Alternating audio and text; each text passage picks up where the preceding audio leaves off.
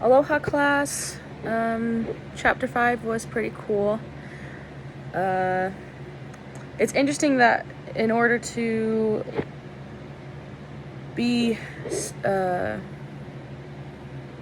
community and organizational macro level social workers, that one of the chapters, chapter 5, is that we first have to understand communities and how they function. Which I don't know why that's interesting to me, because obviously if we want to be social workers one-on-one with a client, we have to understand how people function and how people work and how their environment affects them.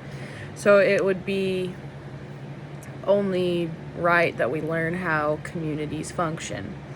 And so one of the things that I thought was cool is in this chapter, it actually gives us like a table and outlines different functions within a community.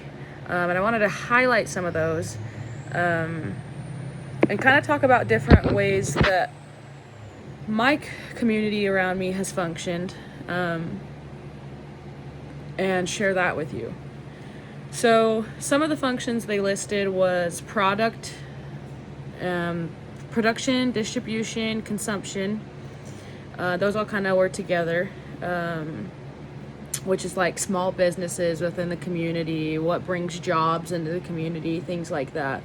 And then there's socialization, which is learning the traditions and the values, understanding how the community members function with each other, which is really interesting because having moved to Hawaii from the mainland, the community is very different here than it was back home. And so it's interesting to be part of a new community and also realize that as a member of that community, I'm changing and evolving within this new community. They say that the phrase, running on island time, that it's just much more laid back. It's honestly very true, and trying to learn how to be a member that functions in this community has been new and probably really good for my mental health to slow down. They also talked about mutual support, which is functions within the community to support one another. So, for example, back home, we had a very big homeless population, and so there was a lot of support for them. There's also defense and communication were the two other functions listed.